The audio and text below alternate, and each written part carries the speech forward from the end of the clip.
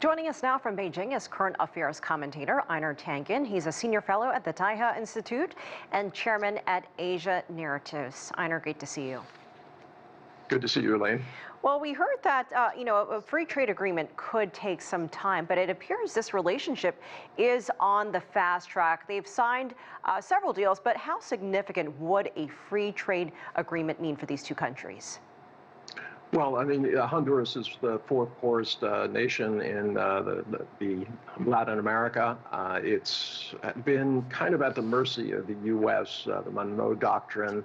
I don't know if people remember, but the term banana republic was actually created for Honduras. There was a time when U.S. companies like Dole, which produced a lot of bananas, basically used it as a plantation where the workers were basically serfs because they couldn't own land and there was no way out of the poverty trap. So this is an indication that South America is seizing its own future, and it's not choosing sides. There's still a U.S. military base there. They're simply trying to develop, and you can see that quite clearly by signing on to the Belt and Road Initiative, the new development bank, which is the BRICS, the ideas behind the development and security and also civilization initiatives that have been proposed by China.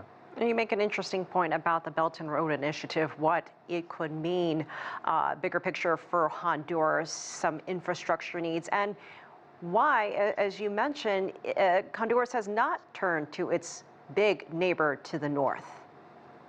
Well, it's not that it hasn't turned. It's just there have been a litany of false promises. The World Bank said that they were going to reduce poverty. There's a feeling in Honduras that instead of doing that, they backed corporate interests with loans to companies that were actually pushing farmers and such off their own lands. So there's this feeling that the U.S. was supposed to help them. But it hasn't. So at this juncture, as I said, it's not a question of turning away from the U.S. It's simply opening up new horizons for itself economically.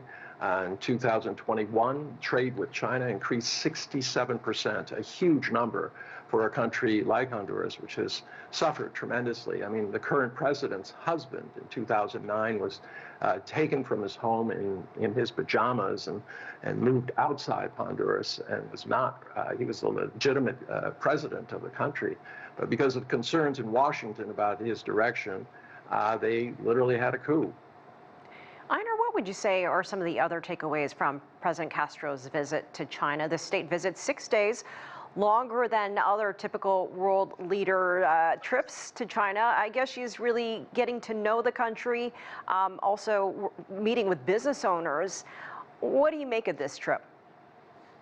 Well, this is testing the waters, but the speed at which things are happening is amazing. I mean, just on March 25th is when they declared that they were closing off relations with the island of Taiwan and going to have relations with China. Based on that, I mean, starting a new embassy, they just inaugurated. They're still looking for space, but it's in motion. And then to have a state visit like this really signals how quickly things can be put on track.